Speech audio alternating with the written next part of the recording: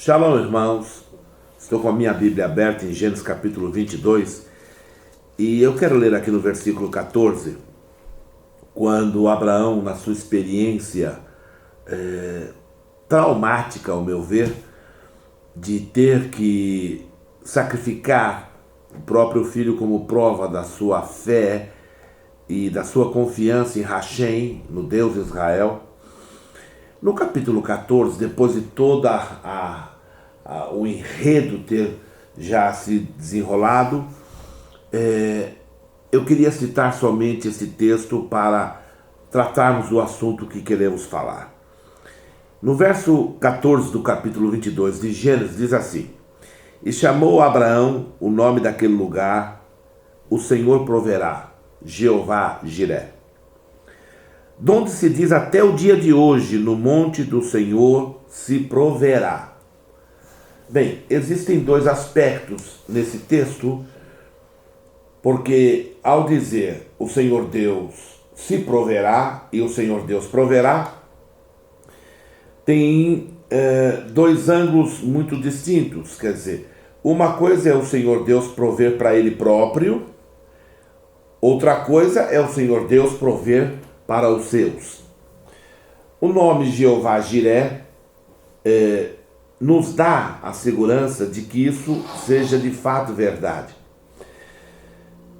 Quando o Senhor Deus mudou o nome de Abrão para Abraão, fazendo com que ele não fosse mais o pai de uma nação, mas de muitas nações, é porque Deus, segundo a Santa Bíblia, amou o mundo de tal maneira que deu o seu melhor, o seu Filho único, para que todo aquele que crer neste Filho único não deixe de existir, não pereça, mas viva eternamente.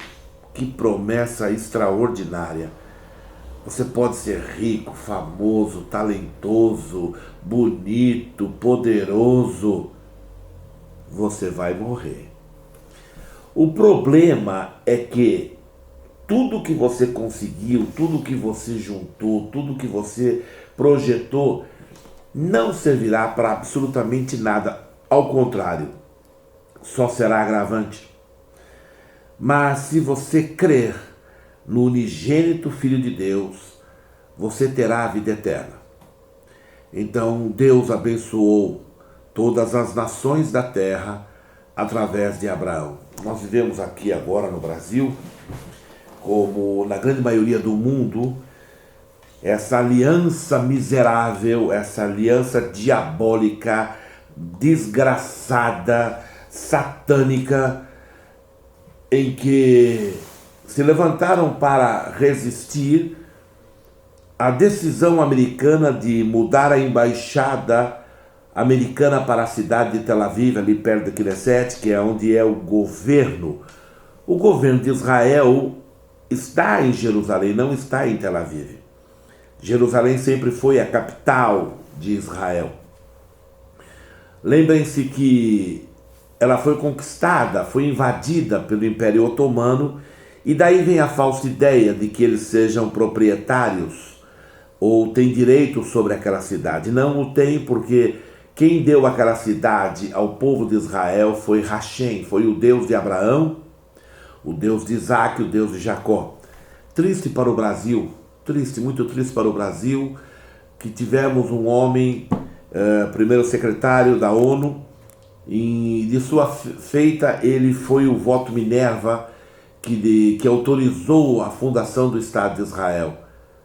E nós viemos bem, mas desde o momento em que entrou o pessoal da esquerda, porque o pessoal da esquerda, eles são anti-Deus, são anti-Cristo, são anti tudo que é fé. Eles são a favor de Satanás, do diabo. A base deles é: não há Deus, nós temos um partido, ele é o nosso Deus. Quer dizer, eles pensam que não tem Deus, mas o Deus deles se chama partido, não é? Não é o Deus Todo-Poderoso, Criador dos céus e da terra, é o partido. E perdão. Eles disseram o seguinte: olha, vocês tiveram 2000 anos para mudar a história do mundo e não mudaram. Nunca o Evangelho do Senhor Deus propôs a mudar a história do mundo. Não. O Evangelho de Deus, o Evangelho do Senhor Jesus Cristo, propôs resgatar para o Todo-Poderoso um povo seu, zeloso de boas obras, que lhe sirvam eternamente. E estabeleceu um reino que não é deste mundo, e vocês, ateus, nada tem a ver com isso. Se você não crer nele, azar teu. Quando você morrer, você vai descobrir se você estava certo ou não. Bem, vamos só no campo hipotético. Digamos que não há Deus. Se eu morrer e você morrer, acabou, não é? Enfim. Mas e se houver? O que você fará? O que você fará? O que você fará da sua eternidade? Esse é o problema. Mas ouça, eu queria basear-me nesse texto, o Senhor Deus, provedor, para abençoar meus irmãos em Cristo, aqueles que creem no Deus eterno, como eu creio de todo o meu coração. Dei-lhe a minha vida, vivo para Ele, dos moldes dele, tenho prazer e sou um combatente do Evangelho de Cristo, sou um defensor do Evangelho e dou a minha cara a tapa e me exponho e me posiciono diante de todo mundo dizendo: eu creio em Deus e no seu Filho Jesus Cristo, que breve arrebatará a igreja, e toda a sorte de pecado que a sociedade diz que é normal é contra Deus, e os que a praticam irão ao inferno. E eu creio nisso. Você poderá me chamar de careta. Eu vou lhe dizer uma coisa. Antes de você me chamar de careta, você deveria conhecer a minha própria vida. Eu sou músico. Eu gravei na Som Livre com Rogério Duprat, maestro famoso do tropicalismo. Eu estive no meio dos mais excelentes artistas. No começo da carreira de Guilherme Arantes, eu trabalhava com ele em um estúdio no viaduto Major Quedinho, de 2 canais. E as músicas que ele cantava naquela época, que se tornaram um sucesso. Guilherme sempre foi um moço muito tranquilo, humilde, embora de origem bem sucedida. O pai dele era um homem, não sei, bem sucedido. E eu me lembro de nós gravarmos uma música chamada Pulseira de Prata, que começou a tocar na Rádio Eldorado de então, e nós tínhamos contratos para a execução dessa rádio, quando eu fui pego com drogas e fui, passei um bom tempo preso e por isso não pude cumprir contratos, e aí minha carreira acabou. Eu fui para Salvador após o carnaval na Bahia. Na Bahia eu tenho muitas boas memórias daquele povo maravilhoso, daquela arte fenomenal que é a arte baiana. Tenho a alegria, e estou falando publicamente aqui, a alegria de ter visto Carlinhos Brown no seu começo. E se você perguntar a ele falar: você conhece Pastor Horácio? Ele vai falar: Pastor Horácio de Brotas. Eu tocava, e quantas vezes ele tocava, batia naquele tablado que a gente chamava de púlpito, e ali do Candial, onde eu também evangelizei, enfim. Então, antes de você me chamar de careta, eu usava droga com Reinaldo de Castro, poeta brasileiro que hoje é estudado em faculdade, ele era professor. Andei com muita gente importante, só estou citando só para você ter uma ideia. Quando eu cheguei em Salvador, eu estava procurado pela Polícia Federal por subversão política. Eu era um subversivo. E eu era procurado pela Polícia Civil por tráfico de drogas. E eu estava fugindo. Eu cheguei na Bahia e eu me escondi ali. E depois de uns dias, um amigo, Raimundo, que tinha estourado um sucesso no Brasil, Do You Like Samba, com Ciro Aguiar, e Raimundo virou crente. Eu fiquei com muita raiva de Raimundo. Eu falei: eu vou matar o Negrão. Ele era Black Power, meu irmão. E porque foi tão difícil conseguir, e quando ele consegue, ele vira crente. E curiosamente, ele foi à Bahia. Eu estava me escondendo lá. E eu pensei que ele vinha com a conversa de crente, pregação, mas ele não o fez. E simplesmente ele manteve-se em silêncio e eu, curioso, fui perguntar a ele. E ele me falou que ele ouvira Deus. E eu falei assim, na gíria da época, o que é que você está usando? Põe no prato. É uma linguagem de viciados. Me dê essa droga, porque eu já tomava muito ácido lisérgico, e cocaína, e maconha, mas eu nunca ouvi, eu já vi coisas, eu já tive viagens de alucinação extraordinária, mas eu nunca ouvi. O que é que você está usando, maluco? Disse eu a ele. Ele falou assim, você está zombando? Eu falei, não. Se eu ouvi-lo, eu seria um desses malucos que ficam na rua pregando. Bem, eu vou resumir a história.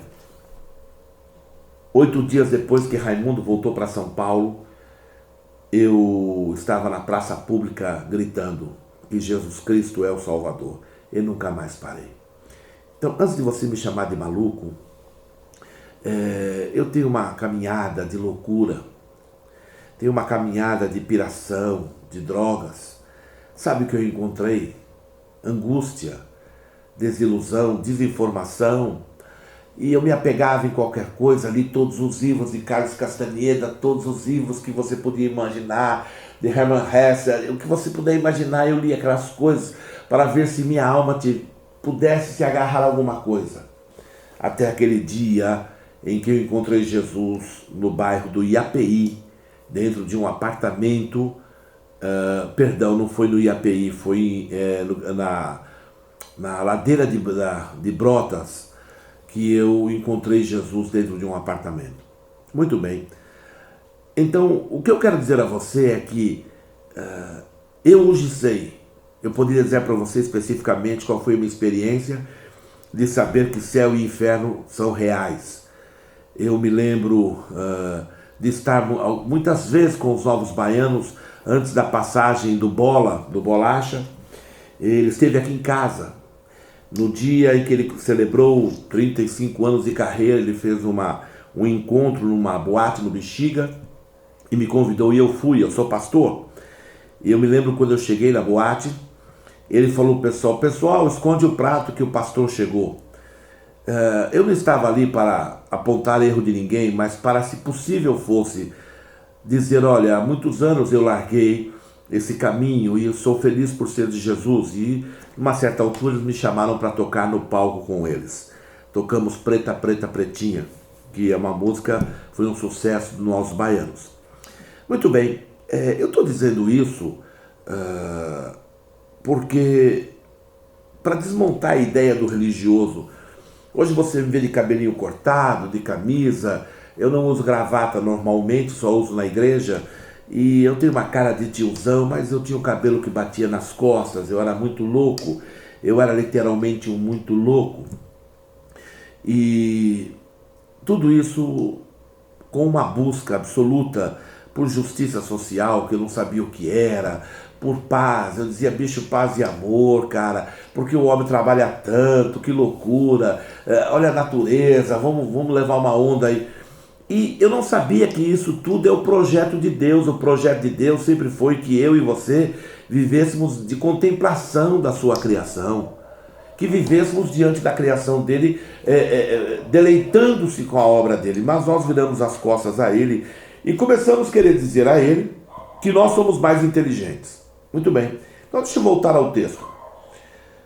Abraão deu o nome de o Senhor Deus provedor. Eu quero dizer uma coisa a você.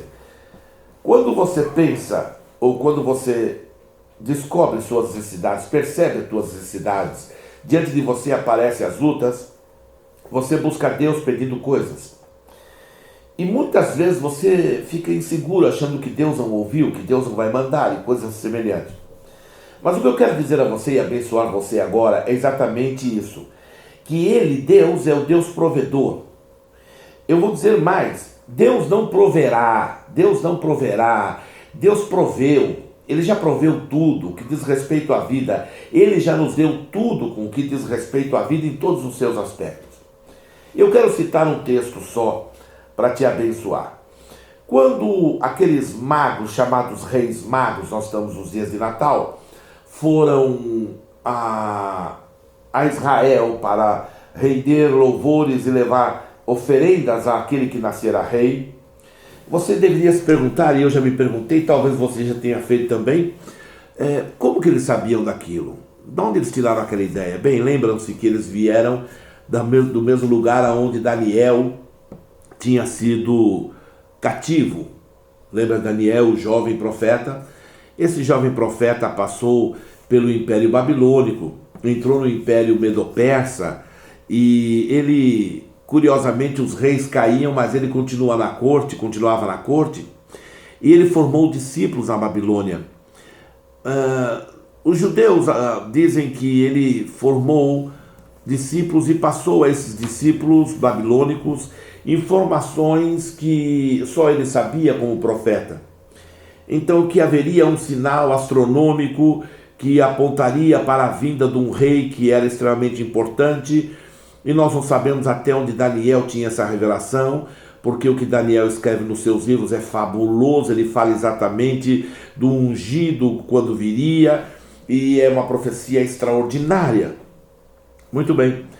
Então, aqueles reis, quando viram, 500 e tantos anos depois de Daniel, viram, quer dizer, os seus antecedentes, os seus ancestrais que tinham dito a eles, foi passando pela tradição oral aquela informação e chegou a esses sábios de então, dos dias de Jesus, e eles então viram aquele sinal, e ao vê-lo, lembraram da palavra, e aí se prepararam, pegaram tudo que tinham e foram em direção a Israel. Uma viagem longa, sobre animais, dispendiosa, carecia de ter pessoas com eles para segurança, manutenção, carga, enfim. Ao chegarem em Jerusalém, eles foram para a cidade de Belém, eu estou resumindo bastante.